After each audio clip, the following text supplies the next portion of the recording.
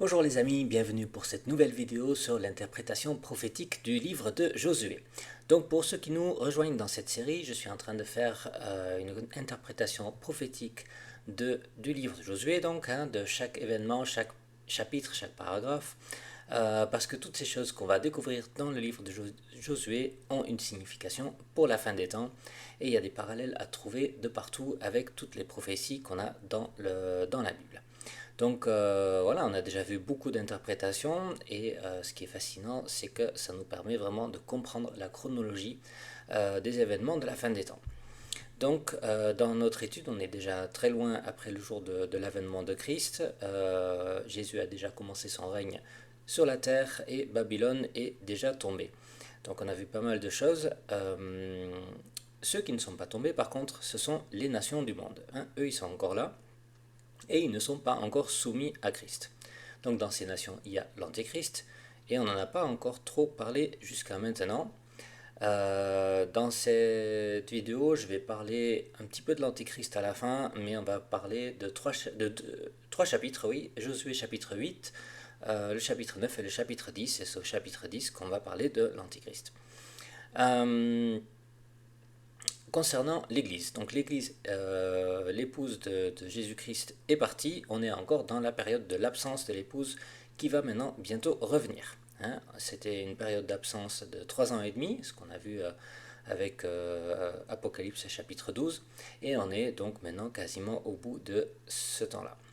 Alors, je vais juste dire quelques mots au sujet du chapitre 8. Le chapitre 8 parle de la prise de la ville de Haï, hein. Donc c'est là qu'ils avaient perdu le combat la première fois à cause du péché d'Akan. Donc on a parlé de Akan dans la dernière vidéo. Et maintenant, donc chapitre 8, ça va être la prise de la ville d'Haï. Alors, tout ce qui se passe avec Haï, c'est en lien avec Akan. Et pour moi, ces batailles auront certainement lieu à la fin des temps, mais c'est de la géopolitique, et du coup, pour moi, c'est très difficile de comprendre de quoi il s'agit, parce que quand on ne sait pas qui attaque qui, voilà, c'est difficile de interpréter ces choses-là, parce que je pense que le monde va encore beaucoup changer, donc je ne vais pas m'y risquer. Il y a des choses que je ne comprends pas spécialement sur ce chapitre-là. Il y a la ville d'Aï, son roi, je ne sais pas qui c'est. Il y a les deux parties de l'armée de Josué aussi qui vont attaquer, donc je ne sais pas si ces deux camps correspondent à quelque chose de spécifique. Je pense que c'est des... Il y a quand même quelques détails qui vont nous permettre de comprendre ça plus tard. Donc un de ces détails, c'est Josué qui tient son bras étendu avec le javelot tout le long de la bataille. Donc on va afficher le chapitre 8. Alors c'était au verset 26, voilà, il y a tout ce chapitre-là. Josué ne retira point sa main qui tenait étendue avec le javelot, jusqu'à ce que tous les habitants eussent été dévoués par interdit.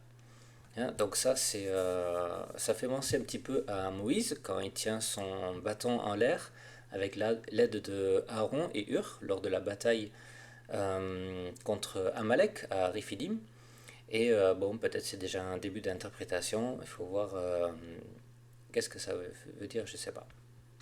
Alors, il est aussi dit que la ville de Haï va devenir un monceau de ruines, hein, ici, à jamais. Donc je pense qu'il y a vraiment quelque chose de prophétique quand il dit que c'est à jamais un monceau de ruines. Voilà, ça parle d'un groupe de personnes particuliers avec donc une punition très sévère qui ne pourront pas rebâtir cette ville. Et je pense que quand donc il y a ce genre de détails dans le texte, ben, c'est beaucoup plus pour l'interprétation prophétique que pour ce qui s'est passé vraiment du temps de Josué. C'est aussi écrit que le roi de Haï sera suspendu à un bois, hein, le roi d'Haï suspendu à un bois. Le nombre de morts, 12 000. 12 000 morts, c'est un chiffre qu'on a déjà vu, 12 000. Peut-être avec le 12, probablement en lien avec Israël. Je vous laisse méditer là-dessus. J'ai pas plus de réponses sur ça. J'ai souvent plein de choses à partager, mais là je sèche. Je sais pas. Peut-être j'y reviendrai plus tard. Avant de passer au chapitre 9, il y a encore quelque chose de très intéressant parce qu'il y a un paragraphe ici à la fin qui est un petit peu différent. Voilà, à partir du verset 30. Et là, par contre, je trouve que c'est très intéressant parce que Josué va bâtir un autel. Il va bâtir un autel et il va séparer le peuple en deux. Et il va lire toute la loi au peuple d'Israël. Et donc, il y a un côté où c'est dit les bénédictions et de l'autre côté les malédictions. Donc, on va lire toutes les bénédictions et toutes les malédictions. Donc, voilà, moitié-moitié, c'était un ordre qui avait déjà été donné à Moïse de se mettre sur le mont Garizim et du côté du mont Ebal pour prononcer les malédictions et les bénédictions. Alors là, ce qui m'a interpellé, c'est que cette loi elle va être lue non seulement pour le peuple d'Israël, mais aussi c'était écrit je crois à deux endroits, pour les étrangers. Les étrangers, il y avait aussi un endroit, voilà, les étrangers, ils sont là. Les étrangers comme les enfants d'Israël. Donc il y a tout le monde. Et ça m'a interpellé parce que voilà, deux camps ici, on a le peuple d'Israël et les étrangers.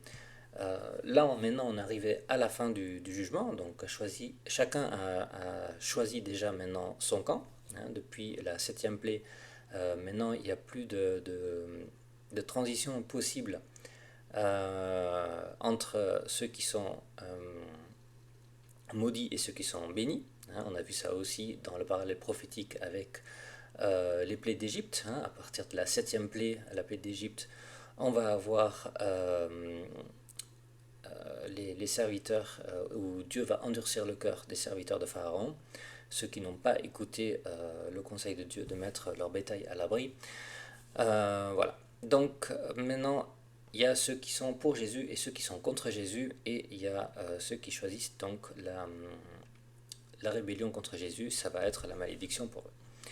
Ce qu'on a ici, ça va être pardon, le jugement annoncé dans Matthieu 25. Le jugement des boucs et agneaux. Tiens, je vais m'afficher ça. Matthieu 25, voilà, 31 à 46. Voilà, ça c'est quand Jésus il viendra avec ses anges, il va s'asseoir sur le trône de la gloire et toutes les nations rassemblées devant lui. Donc là, on a tout le monde aussi devant lui et il va séparer les deux clans. Et donc j'ai déjà fait je pense deux vidéos sur le sujet ici du jugement du bouc et agneau, parce que ça, je trouve ça très très intéressant. On a toujours pensé que les brebis c'était les chrétiens, c'était les croyants, pas du tout. Ici il s'agit du jugement du monde. Les boucs c'est bien les méchants, les rebelles, mais les agneaux c'est pas les chrétiens, parce que nous les élus on n'est pas là. Nous sommes sauvés du jugement, on ne va pas au jugement par la foi que nous avons et l'union avec Jésus-Christ. Nous n'allons pas à ce jugement où les hommes sont jugés d'après leurs œuvres, parce que ceux qui n'ont pas la foi, ils seront jugés d'après leurs œuvres, et là c'est bien un jugement d'après les œuvres, autant pour les boucs que pour les agneaux. On voit le bien qu'ils ont fait, ou le mal qu'ils ont fait, ou le bien qu'ils n'ont pas fait justement. Donc on voit aussi que les justes, ils ne connaissent pas Jésus, parce qu'ils disent, mais quand est-ce qu'on t'a vu étranger, quand est-ce qu'on a fait ceci et cela, parce que les justes, il s'agit des justes, les brebis, ils ont pas du tout, ils connaissent pas Jésus. Donc ils ne savent pas que les choses de bien qu'ils ont faites, ils l'ont fait pour servir Jésus, et ils l'ont fait pour nous en fait. Pour les plus petits de mes frères, et ça c'est les élus, ils ont reconnu Christ en nous, et du coup c'est comme s'ils l'ont fait pour Jésus, leurs bonnes actions, leurs bonnes œuvres. Alors, verset 34, venez, vous qui êtes bénis de mon Père, prenez possession du royaume qui vous a été préparé dès la fondation du monde. Donc la terre était préparée pour eux. Ils peuvent en prendre possession, c'est la nouvelle terre, parce que Jésus est venu pour faire toutes choses nouvelles, et ils sont bénis et ils vont pouvoir vivre sur cette nouvelle terre. Donc voilà, je vous encourage à regarder encore peut-être cette vidéo que j'ai faite sur le jugement des boucs et agneaux. Je vais pas trop m'étaler plus sur ça. C'est quand même un événement que je trouve assez intéressant, mais que je ne savais jamais où caser dans l'Apocalypse. Parce qu'on lit l'Apocalypse, ben, le jugement des boucs à agneaux, quand est-ce que c'est? C'était pas évident du tout à trouver. Euh, Vous avez peut-être pensé que ça pouvait être la même chose que Apocalypse 20, le jugement du grand trône blanc, où il y a aussi les êtres qui sont rassemblés devant le trône. Sauf que ça colle pas, parce que le jugement du grand trône blanc, c'est le jugement des morts, et c'est après le millénium. Alors que Matthieu 25, ici, c'est quand Jésus revient. Donc c'est avant. Hein, parce que c'est Jésus qui règne pendant le millénium. Donc le retour de Jésus, c'est avant que Jésus il vient pour juger les vivants et les morts. C'est avant qu'il y a ce jugement-là. Bref, donc ce jugement des boucs et agneaux, ce sont là tous les hommes qui sont maintenant dans le camp des sauvés ou dans le camp des rebelles. Alors maintenant, où est-ce qu'on est dans l'Apocalypse? Parce que je regarde un petit peu à chaque fois où est-ce qu'on en est dans l'Apocalypse, et on est ici maintenant au chapitre 19. On va avoir la bataille finale contre la bête à la fin du chapitre, et on va y arriver dans Josué aussi en continu, mais là ici maintenant on est au début. Et on peut lire peut-être juste ce passage-là. Alléluia, le salut, la gloire et la puissance sont à notre Dieu, parce que ses jugements sont véritables et justes. Donc voilà, ça c'est le jugement qui vient d'être fait, le jugement des boucs et agneaux. Moi je le place ici, début du chapitre 19. Et là aussi, louez notre Dieu, vous tous ses serviteurs, vous qui le craignez, grands et petits. Et j'entendis comme une voix d'une foule nombreuse, comme un bruit de grosses eaux, et comme un bruit de fort tonnerre, en disant Alléluia, car le Seigneur notre Dieu est tout-puissant et entré dans son règne. Voilà, ça c'est vraiment la reconnaissance des brebis à qui Jésus vient de dire venez, le royaume a été préparé pour vous. Et là, du coup, cette foule nombreuse, ben, c'est toutes les nations, c'est tous ceux qui ont été sauvés et qui vont pouvoir vivre sur la nouvelle terre avec Jésus qui va régner. Et on peut lire peut-être aussi un petit peu plus loin. Réjouissons-nous et soyons dans l'allégresse, donnons-lui gloire, car les noces de l'agneau sont venues et son épouse s'est préparée. Donc son épouse qui est préparée, ça va être donc l'Église qui va pouvoir maintenant revenir. On va revenir à ce sujet-là très bientôt. Alors, oui, on peut inviter l'épouse à revenir, parce que ben, en fait maintenant que tous ces gens-là sont sauvés et ont accès maintenant pour vivre dans le royaume de Jésus, eh ben, eux c'est les invités. Et le mariage maintenant est prêt, la table elle est mise, les invités sont là, et à la fin, ben, en dernier, on attend l'entrée de la mariée. Hein, c'est comme ça qu'on fait les mariages. Donc voilà, d'abord les invités qui vont rentrer, et nous, on est l'épouse, on va rentrer après. Alors, il faut régler encore un problème avec un groupe de personnes, et maintenant on va passer au chapitre 9 de Josué. Chapitre 9, et là on va voir un sujet qui est un petit peu particulier, les Gabaonites. Alors, les habitants de Gabaon, ils devraient être condamnés. Ils devraient être condamnés, sauf que ils vont avoir recours à la ruse. Ils eurent recours à la ruse, et ils vont donc se mettre en route avec des provisions. Ils vont prendre des vieux sacs pour leur âne, des vieilles outres déchirées et recousues, des vieux souliers raccommodés, de vieux vêtements, de pain qui avait pour nourriture été sec en miettes, voilà. Donc ils vont faire comme s'ils venaient de très très loin, parce qu'ils veulent surtout essayer d'avoir une alliance avec Josué pour pas être condamnés, parce qu'ils ont bien compris que s'il n'y a pas d'alliance avec Josué, ils sont perdus. Alors, j'ai relu ça, c'était quand c'était hier que je bossais là-dessus, et puis d'un coup, je viens de comprendre, ils ont le pain et le vin. Le pain et le vin, c'est la Sainte Seine. Ils viennent avec l'Eucharistie, comme nous disent nos frères et sœurs catholiques, mais c'est du vieux pain. Du vieux pain. Regardez ce qu'ils disent là. Voici notre pain, il était encore chaud. Nanana.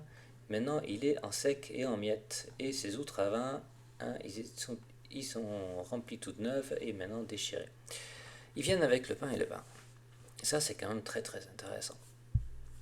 C'est une scène, mais une scène un peu périmée quand même. Il y a quelque chose qui ne va pas là avec cette scène. Alors, du coup, je pense avoir compris qui c'est. Ce sont les chrétiens qui n'ont pas été enlevés. Ils viennent à Jésus et ils se réclament de l'alliance de Jésus. Ils disent, nous, on est des chrétiens, nous étions en union avec le corps et le sang, nous étions de cette alliance-là.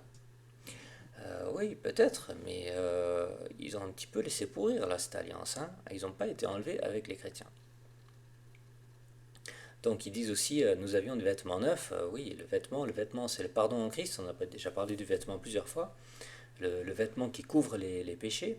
Donc Jésus, quand il nous pardonne, c'est un vêtement neuf. Mais là, leur vêtement, il est vieux, il est déchiré, il est raccommodé. Ça veut dire que une vie de foi et de repentance, c'est ce qui aurait dû préserver ce vêtement. Et il n'y a pas vraiment eu tout ce qu'il fallait.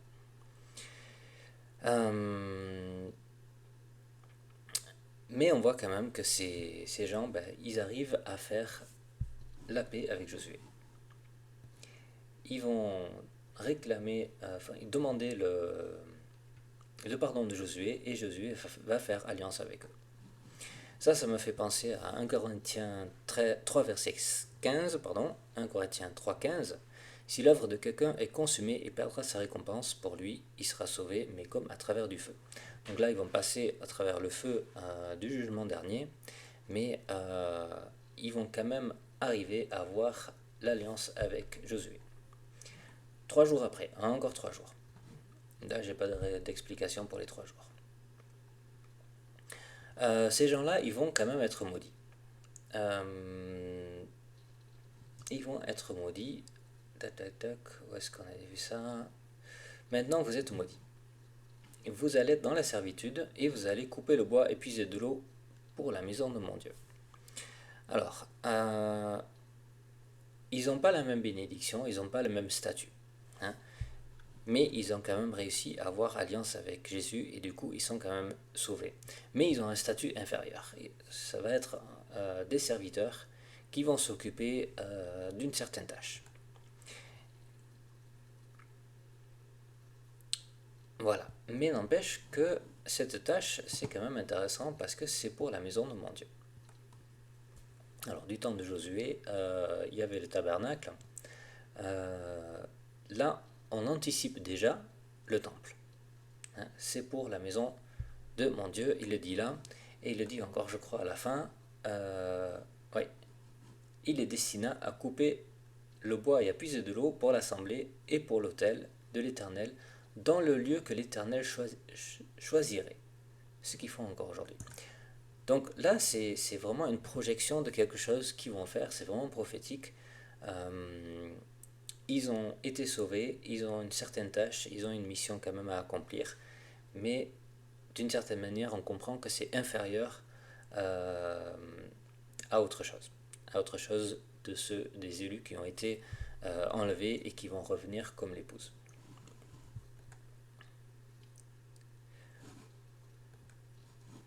Alors évidemment, dans la prophétie, c'est pas encore tout de suite qu'ils vont pouvoir se mettre au service, parce que le temple n'est pas encore là, et le sacerdoce n'a pas encore commencé.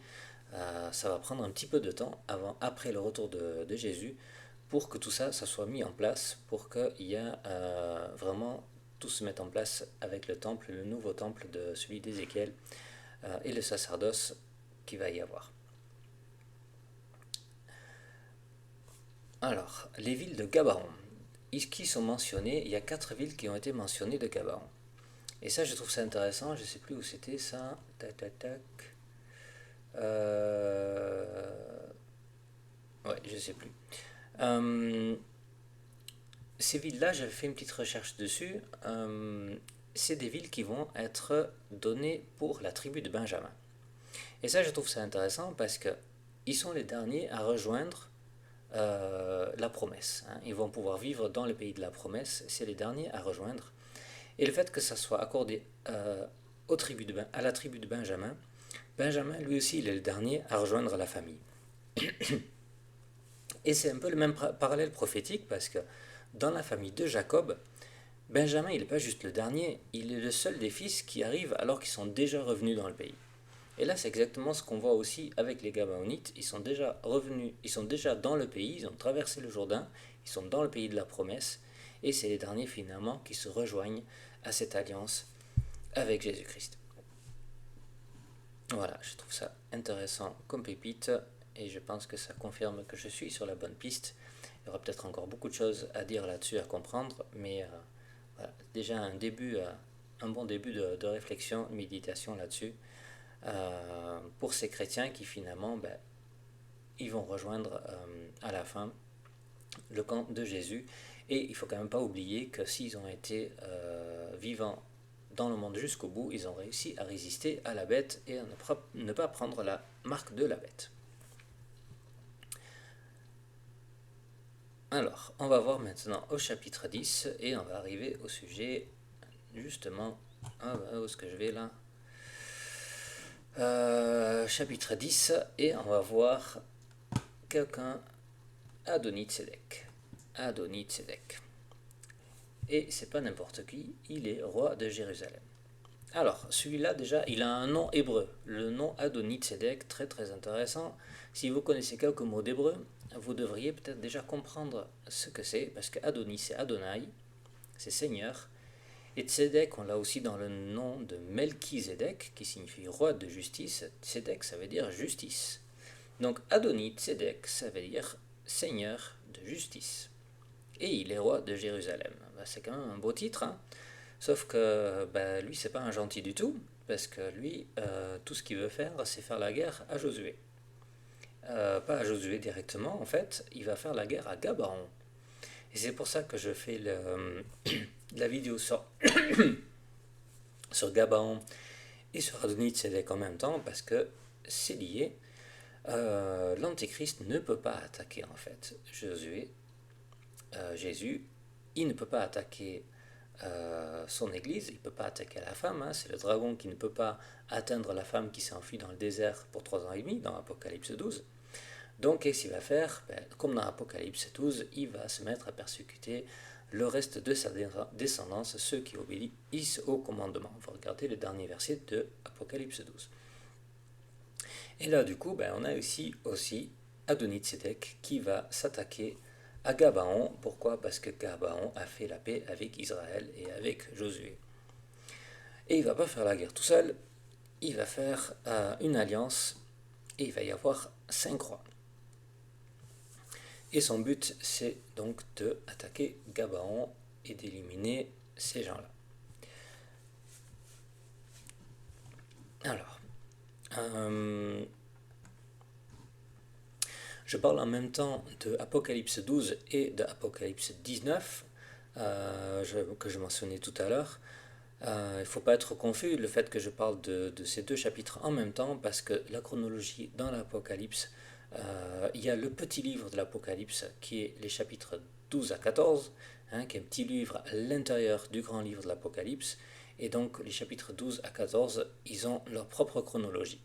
Hein, donc quand on s'arrête au chapitre 11, on peut continuer à partir du chapitre 15 jusqu'à la fin. Tout ce livre il est complètement chronologique.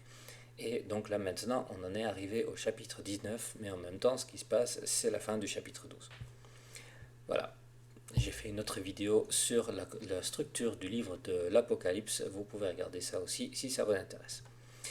Donc maintenant, Adoni-Tzedek, il va faire la guerre à Gabaon. Et Gabaon, qu'est-ce qu'ils font? Ils vont crier au secours, aidez-nous, aidez-nous.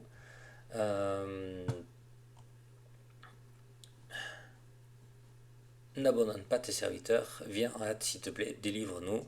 Ça c'est le cri de tous les chrétiens qu'il y a sur la terre.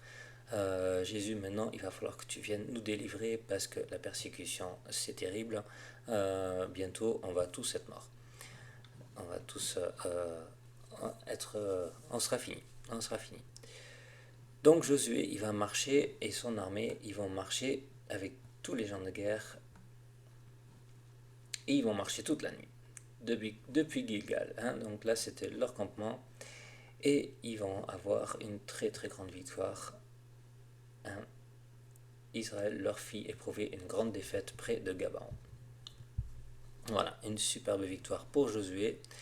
Et c'est pas juste lui, avec la force de son armée, l'Éternel fit tomber du ciel sur eux des grosses pierres. Des grosses pierres et c'est des pierres de grêle. Hein. Les pierres de grêle, ceux qui moururent par les pierres de grêle furent plus nombreux que ceux qui furent tués par l'épée des enfants d'Israël. Hein. Donc Dieu va intervenir pour faire pleuvoir des grosses pierres de grêle sur le camp de la bête et tous ses armées qui sont avec eux. Et là, ce qui se passe aussi, c'est le soleil et la lune, ils vont s'arrêter dans leur course. Le soleil s'arrête et la lune aussi, ils suspendent leur course. Voilà, quand même un jour extraordinaire. Il n'y a jamais eu de jour comme celui-là, ni avant ni après, car l'Éternel combattait pour Israël. Là, il va falloir obtenir la victoire finale. Donc ça, c'est la fin du chapitre 19 dans Josué. On était là. Hein, et là, du coup, on a donc cette armée, Jésus qui arrive sur son cheval blanc, et les armées qui sont dans le ciel suivent sur des chevaux blancs. On est là avec l'armée, et on va arriver précipitamment sur l'armée de la bête. Hein. Ils sont rassemblés pour faire la guerre à celui qui était assis sur le cheval et à son armée. Et la bête fait prise, le faux prophète aussi. Nanana. Voilà. Alors. Donc quand Jésus arrive, c'est un débarquement comme on n'en a jamais vu. Hein. Donc c'est encore mieux que le débarquement des Alliés le 6 juin 1944. Ça va vraiment être le jour le plus long. Et je vais juste montrer un petit passage parce que je me fais un petit kiff là. Voilà. Hein. Débarquement. Le jour le plus long. Magnifique ce film. Ça aurait dû être la trompette. Hein, vous connaissez ce bruit-là, ça a vraiment marqué pour le débarquement. La 5e symphonie de Beethoven, si je ne me trompe pas. Ça devrait être le chauffard. Et le chauffard, on l'a aussi dans un autre film.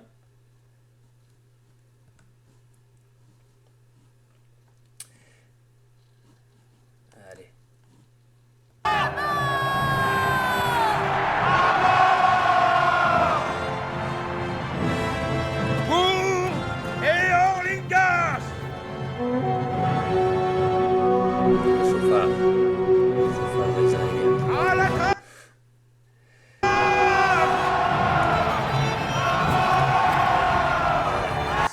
Peut-être envie de revoir ce film, c'est la charge, le grand débarquement. Jésus arrive avec, oh là, je suis parti,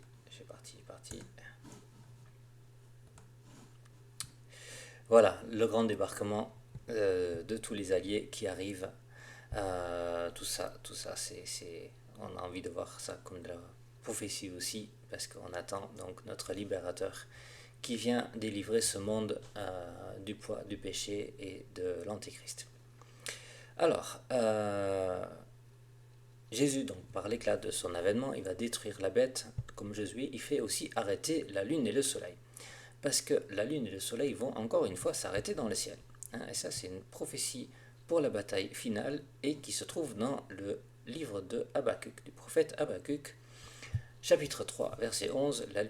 Le soleil et la lune s'arrêtent dans leur demeure, à la lumière de tes flèches qui partent, à la clarté de ta lance qui brille. Donc on est arrivé au grand jour de la colère contre les rebelles. C'est Dieu qui combat du ciel contre les méchants de la terre. Hein, c'est ce qu'on vient de voir. Alors il y a un autre psaume qui est intéressant, et je vais peut-être le passer vite fait. C'est le psaume 18. Psaume 18, et on peut lire ça rapidement, peut-être à partir du verset 7. Donc, dans ma détresse, j'ai invoqué l'Éternel, j'ai crié à mon Dieu de son palais, il a entendu ma voix, mon cri est parvenu à ses oreilles.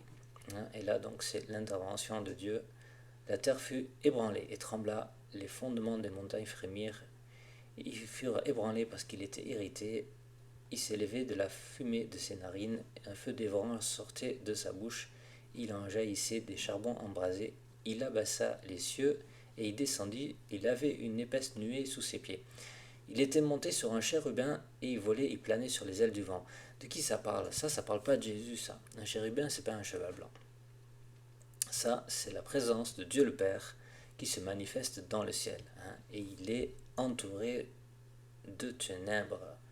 Il faisait des ténèbres sa retraite, sa tente autour de lui. Il était enveloppé d'eau obscure et de sombres nuages. Pourquoi? Parce que Dieu est saint et si sa sainteté est manifestée sur la terre, il y a tout qui serait détruit. Donc il s'entoure de sombres nuages et de ténèbres. Mais de cette manifestation de Dieu, il s'échappe des nuées, de la grêle et des charbons de feu. C'est tout ce qui va détruire l'armée de la bête sur la terre, exactement comme dans Josué. L'Éternel tonna des cieux, le Très-Haut fit retentir sa voix avec la grêle et des charbons de feu. Il lance ses flèches, il disperse ses ennemis, il multiplie les coups de foudre et les mit en déroute. Alors, il me délivre de mon adversaire puissant, de mes ennemis qui étaient plus forts que moi. Il m'avait surpris au jour de ma détresse, mais l'Éternel fut mon appui, il m'a mis au large, il m'a sauvé parce qu'il m'aime. Alors l'Éternel m'a traité selon ma droiture, il m'a rendu selon la pureté de mes mains, car j'ai observé les voies de l'Éternel et je n'ai point été coupable envers mon Dieu. De qui ça parle? Ça parle de Jésus. Tout ce texte, en fait, ça parle de Jésus et Dieu intervient pour sauver Jésus. Et il y a plein de psaumes comme ça, je crois que c'est le psaume 2 aussi qui dit la même chose, où Dieu intervient pour sauver son oint, qui est Jésus. Jésus, il est là pour faire la guerre et détruire les armées de l'Antéchrist. Ils sont très très nombreux. Pour sauver ceux qui lui appartiennent, donc Gabaon, ceux qui restent encore sur la terre et qui se sont soumis à Jésus et qui n'ont pas accepté la marque de la bête. Mais Dieu va intervenir du ciel et il va donc avec la grêle, avec les éclairs, avec la foudre, il va vaincre toute cette armée-là des ennemis. Alors on va retourner Josué chapitre 10 et on va voir le sort maintenant de ce qui se passe avec Adoni-Tsédek dans le livre de Josué. Les 5 rois. Les 5 rois, ils s'enfuient, ils se cachent dans une caverne. Ils vont se cacher dans une caverne. Et après, donc il va les faire sortir. On va mettre des grosses pierres à l'entrée et on va les enfermer. On les enferme dans la caverne. On continue la bataille et une fois que la bataille est terminée, on va ouvrir la caverne et on va faire sortir les 5 rois. Donc à la fin, on va faire sortir les 5 rois et là, on va les juger. Qu'est-ce qu'il va faire? Il dit aux chefs et les gens de guerre qui avaient marché avec lui, approchez-vous, mettez vos pieds sur les coups de ces rois. Et c'est ce qu'ils vont faire. Ils vont mettre leurs pieds sur leurs coups. Et là, après Josué, il les frappe et il les fait mourir. Qu'est-ce que tout ça, ça signifie? Il y a peut-être déjà des choses que vous avez lues ailleurs. Satan, c'est comme la bête. C'est Satan va s'incarner dans la bête. Ça va être une fausse trinité diabolique avec la bête, le faux prophète et Satan. Et là, ils sont vaincus finalement. Ils vont être mis en enfer, mais au bout du millénium, les 1000 ans, Satan il sera libéré pour un peu de temps pour être jugé après. Et ça, c'est symbolisé. Donc en fait, il est emprisonné en enfer pendant 1000 ans. Et là, ici, ces rois, ils sont emprisonnés aussi pour être mis à mort après. On a ici les 5 têtes du dragon. Les 5 têtes du dragon, ils vont tomber en premier. Où est-ce qu'on a ça? Les 5 têtes du dragon, on va chercher ça. 5 sont tombés. Ça, c'est dans Apocalypse, c'est ça. Voilà. Ils sont 7, les 7 têtes, mais il y en a 5 qui sont tombés. Donc maintenant, on a d'abord les 5 qui sont tombés. L'autre, il n'est pas encore venu. Il doit rester peu de temps. Je ne sais pas du tout ce que c'est le 6e et le 7e. Et le 7e, quelqu'un qui revient, c'est à mon avis, donc à la fin du millénium, Satan qui va revenir. Alors, est-ce qu'il reprend la forme de la bête? Je ne sais pas. La bête ne va pas sortir de l'enfer. Je crois que c'est que Satan qui va ressortir de l'enfer, de cet emprisonnement de 1000 ans. Un autre passage intéressant aussi, Romains 16, verset 20. Le Dieu de paix écrasera bientôt Satan sous vos pieds. J'ai lu ce passage donc qui montrait qu'il fallait mettre les pieds sur leur cou. Donc, oui, Satan sera écrasé sous nos pieds, et c'est donc ici que ça se passe dans le livre de Josué.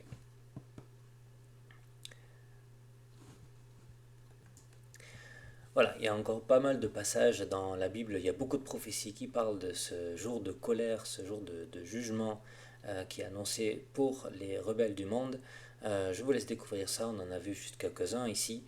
On n'a pas encore fini avec le livre de Josué, même si on pense déjà être à la fin, ce n'est pas encore la fin, on a encore plusieurs choses à voir. Donc je vous dis à bientôt, que Dieu vous bénisse.